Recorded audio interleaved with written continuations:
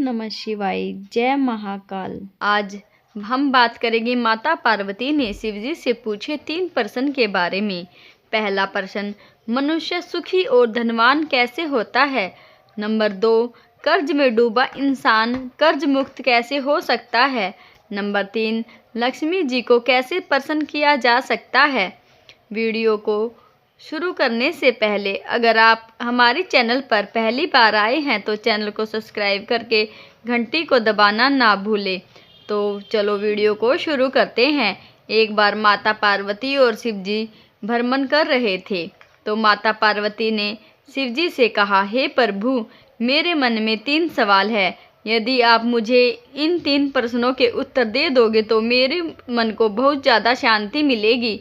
तो भगवान शंकर ने माता पार्वती से कहा, ठीक है, तुम मुझे अपने तीनों प्रश्न बताओ, मैं तुम्हें इन प्रश्नों का उत्तर देकर तुम्हारे मन को शांत करूंगा। देखो, जो माता ने 3 प्रश्न पूछे थे वह आपको बताते हैं कि भगवान शिव ने उन प्रश्नों के उत्तर कैसे दिए थे।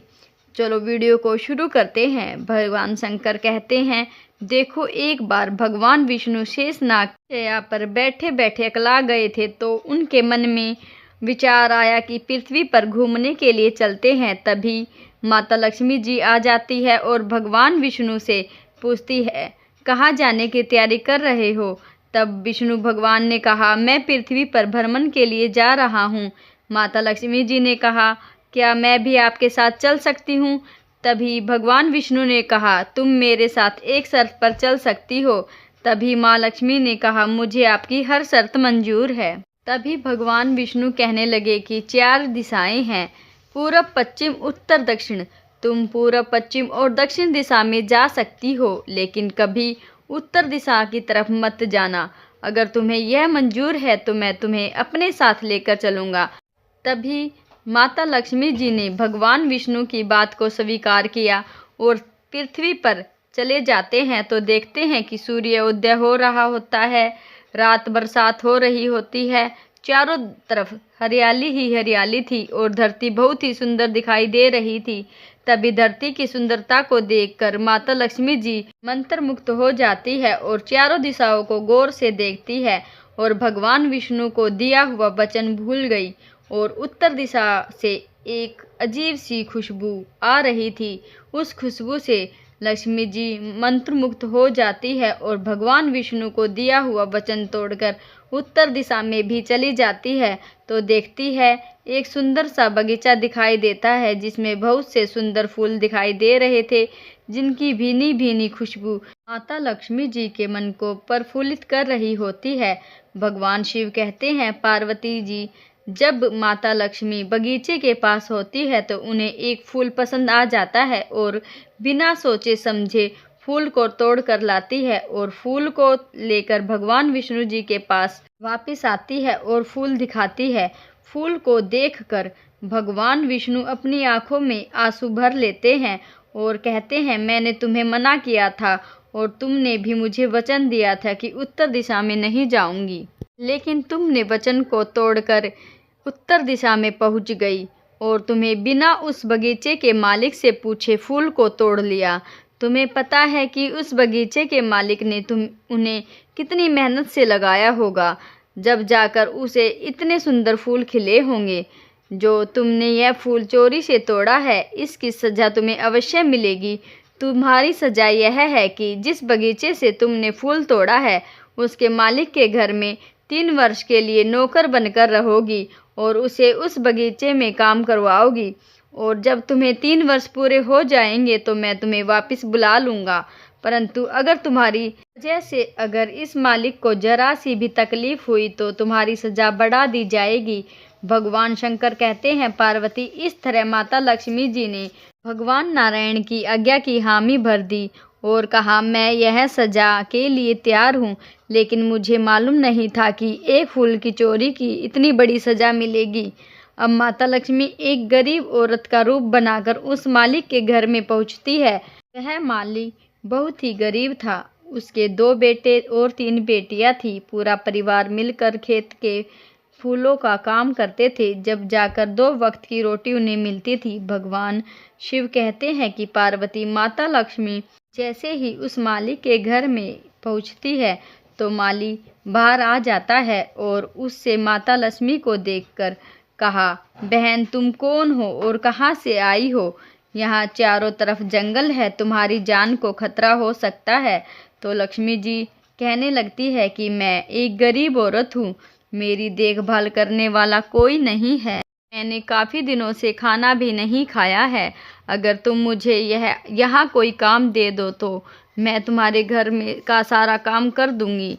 बस मुझे अपने घर में आसरा दे दो, जो रूखी सूखी मिलेगी वह खा लूँगी। भगवान शिव कहते हैं, पार्वती, जो माली था वह बहुत गरीब था, लेकिन उसका दिल बहुत बड़ा था। उसने माता से कहा, तुम अंदर आ जाओ, आज से मैं यह सोचूंगा कि मेरे 2 बेटे और 4 बेटियां हो गई है, जो वो खाएंगे वही तुम भी खा लेना, और जब तक तुम्हारा मन करे तब तक तुम यहाँ इस झोपड़ी में रह सकती हो। भगवान शंकर कहते हैं, माता लक्ष्मी जी इस तरह उस माली के घर में काम करने लगी। पहले दिन जब माता लक्ष्मी खेत में काम करवा के वापस आई तो वह माली कहने लगा कि बेटी तुम काम मत किया करो, तुम हमारी मेहमान हो, तुम घर पर आराम किया करो, तुमने कभी खेत में काम नहीं किया होगा, तुम्हारे शरीर में दर्द होने लगेगा। लक्ष्मी जी कहने लगी, मैं आपके साथ मेहनत करूंगी, धीरे धीरे मुझे आदत हो जाएगी। भगवान शिव कहते हैं, पार्वती, जब माता लक्ष्मी पहले दिन खेत में काम किया तो जिस बगीचे में एक टोकरी फूल निकलते थे, दूसरे दिन उसमें 15 टोकरी फूल भर गए और माली की खुशी का ठिकाना नहीं रहा और कहने लगा, बेटी तेरे आने से मेरे घर की खुशियाँ बढ़ गई है। और जब माली फूल को बेचने मंडी जाता है तो फूलों का भाव भी बढ़ जाता है। इस प्रकार मालिक को जितनी बचत होती थी उसकी 4 गुना बचत होने लगी। इससे बेचने से उनके पास बहुत सारा पैसा आ गया था तो उन्होंने एक गाय भी खरीद ली थी। इस तरह लक्ष्मी माँ की कृपा से दिन दुगनी रात चुगनी तरक्की होने लगी। और जो मालिक का परिवार था जो फटे कपड़े पहनता था, माली ने बचे हुए पैसों से उन सब के लिए और लक्ष्मी जी के लिए वस्त्र खरीदे और कुछ जमीन भी खरीद ली और माता से कहा, बेटी यह वस्त्र पहनो और इस घर को छोड़कर कभी मत जाना। तुम्हारे आने के बाद हमारे घर की गरीबी दूर हुई है, अब हमारे फूलों में बहुत बचत होने लगी है। भगवान शिव कहते हैं, पार्वती, जैसे समय गुजरा उस मालिक के घर पक्का ही बना लिया और एक दिन सबके लिए गहने लाया, लक्ष्मी जी को भी दिए और कहा, जब मेरी चारों बेटियां गहने पहनेगी तो मुझे बहुत खुशी होगी। मैं पहले एक एक रोटी को तरसता था, जब से तुम आई हो मेरी तो किस्मत ही बदल गई है, तुम इस घर को छोड़कर कभी मत जाना। इस तरह जब माता को मालिक के घर में 3 साल पूरे हो जाते हैं तो माता लक्ष्मी कहती है मालिक से, अब मुझे आज्ञा दे, मुझे घर जाना है। तो माली कहता है, बेटी तुम घर जाओ और खाना खाकर आराम करो, मैं थोड़ी देर में आता हूँ। भगवान शंकर कहते हैं, अब लक्ष्मी जी के 3 वर्ष पूरे हो चुके थे तो माता लक्ष्मी देवी रूप में तैयार हो जाती है। तभी माली भी खेत से आ जाता है और देखता है कि यह सुंदर स्त्री कौन है, तो देखता है कि यह तो मेरी वही बेटी है, लेकिन इसका रूप तो बदल गया है। तो देखा यह तो माता लक्ष्मी है। माता को देखकर माली कहता है, मुझसे तो बहुत बड़ी भूल हो गई, मैंने घर में काम करवाया। भगवान शिव कहते हैं, पार्वती, जिस समय माली का पूरा परिवार द्वार पर आ जाता है और देवी स्वरूप माता लक्ष्मी को देखता है और माता लक्ष्मी के चरणों में गिरकर माफ़ी मांगता है, मुझे माफ़ करना, मैंने आपसे अनजाने में खेती और घर का काम करवाया। भगवान शिव कहते हैं, पार्वती, ऐसे लक्ष्मी जी कहने लगती है, माली तुम चिंता मत करो, मैंने तुमसे बिना पूछे एक फूल तुम्हारे बगीचे से तोड़ लिया था, तो उस फूल की चोरी की सजा मेरे स्वामी ने मुझे दी थी, तुम्हारे घर में काम करने के लिए भेज दिया। इतना सुनकर माली दौड़कर घर के अंदर गया और सारे फूल लाकर माता के चरणों में डाल दिए और कहने लगा, माता, आपको एक फूल की सजा इतनी बड़ी मिली, लेकिन ये सब फूल आपके हैं और मेरे परिवार की तरफ से यह भेंट स्वीकार करो और मुझे माफ़ कर दो। माँ लक्ष्मी यह सुनकर मुस्कुराई और बोली, माली तुम बहुत ही अच्छे हो। तुमने मुझे यहाँ अपनी बेटी की तरह रखा। इसके बदले में मैं तुम्हें एक वरदान देती हूँ, तुम्हारे घर में कभी खुशियाँ और धन की कमी नहीं रहेगी। तुम्हें और तुम्हारे परिवार को सारे सुख मिलेंगे। इस तरह माता लक्ष्मी जी उस मालिक को सदा धनवान रहने का वरदान देती है। इतने में बैकुंठ से माता लक्ष्मी को लेने के लिए आ जाते हैं। भगवान शंकर कहते हैं, पार्वती अब तुम्हें तुम्हारे तीनों प्रश्नों का उत्तर मिलने वाला है, ध्यान से सुनो। माता लक्ष्मी ने कहा, मालिक से कहा कि मैं हमेशा जो लोग दयालु और साफ दिल के होंगे वही निवास करूंगी। हमें हर इंसान की मदद करनी चाहिए, कभी भी इंसान को तुच्छ नहीं समझना चाहिए।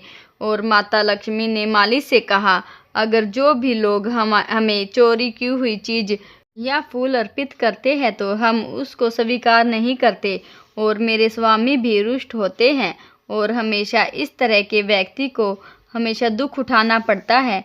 ऐसे मनुष्य हमेशा कर्ज में डूबा रहता है।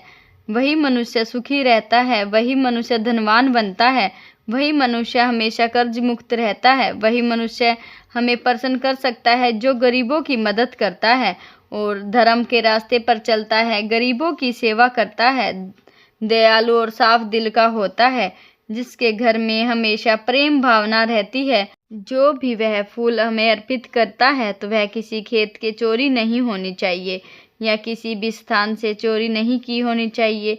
अगर वह फूल का मोल चुकाकर प्राप्त करता है और हमें अर्पित करता है तो मेरे स्वामी प्रसन्न होते हैं, इसी पर कृपा करूंगी और वही इंसान धनवान और सुखी रहता है।